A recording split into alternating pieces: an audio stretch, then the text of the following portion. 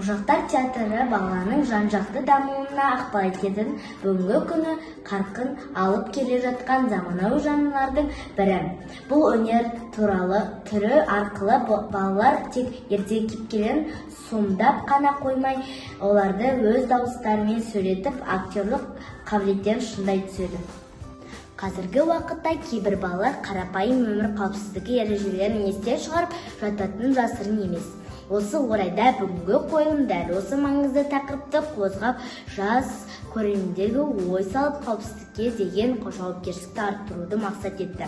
Мектебіміздің мұғалімі Айгерім Төлебекқызы автор ертегісі сахналанып, оқушылар оның мазмұнын терең түсініп, кейіпкерлерді ерекше шеберлікпен сомдай білді.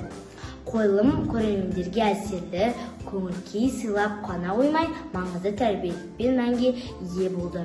Олай болса, ертеңгіні бірге тамашалайық. Ертеде жасыл желегі сыбдырлаған құстар ән салып тұрған әсем бір ауылда мейірімді апа мен ақылды ата өмір сүріпті. Көктем келіп күн жылынды, орман ішінде кепті. Мен орманға барып, отын алып келейін. Атасы, барып келдіңіз. Орманда аю бар, ақтүсіде ертіп алыңыз. Аюлар күшіктен қорқады. Ақтұрс, кәр. Ата мен апаның Ая мен Маша деген екі сүйкімді немересі болыпты. Көздері күлім дегенмен, мінездері тінектеу екен. Қыздарым, бүгін біз орманға барамыз. Менен алыстамаңдар. Жарайды апа, орман қандай әдемі? Бүгін қандай керемет күн. Орман іші ғажайып әлемде еді. Күн сәулесі жапырақ арасынан сығалап, жидектер қызыл моншақтай жарқырап тұрды. Бірақ қызық туған балалар апасының сөзін ұмытып кетті. Маша, қарашы, онда жидек одан да көп. Алшек барсақ ұстан да көп болады ғой. Олар күле-күле ойнай-ойнай орманның тереңіне кіріп кеткенін аңғармай қалды.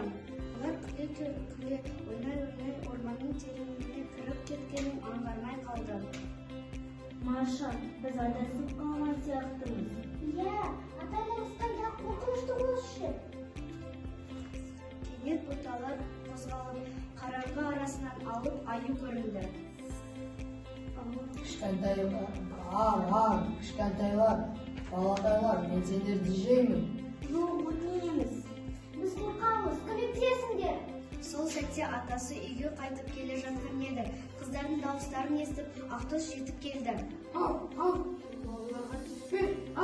Ой, ит қайдан шықты? Қой, қашып құтылайын. Ақтөс, сен бізді құтқардың. Рахмет саған, батыр досым. Қорқыныштан жүректері дүрсілдеген қыздар алға қарай жүгірді. Кенет алдынан ең қымбат жандарын көрді. Ая, Маша, қайда кеттіңдер, қарақтарым? Мен сендерге айттым ғой, алыстамаңдар деп. Кешіріңіз апатай, біз сізді тыңдамадық. Енді осылай ешқашан қайталанбайды. Балаларым, үлкендердің сөзі өмірдің жолы. Тыңдаған бала аман болады. Сөйтіп, олар бір-біріне жақын болып, үйлеріне аман-есен оралды. Үлкендердің айтқанын Амандық, қауіпсіздік, кепілдік.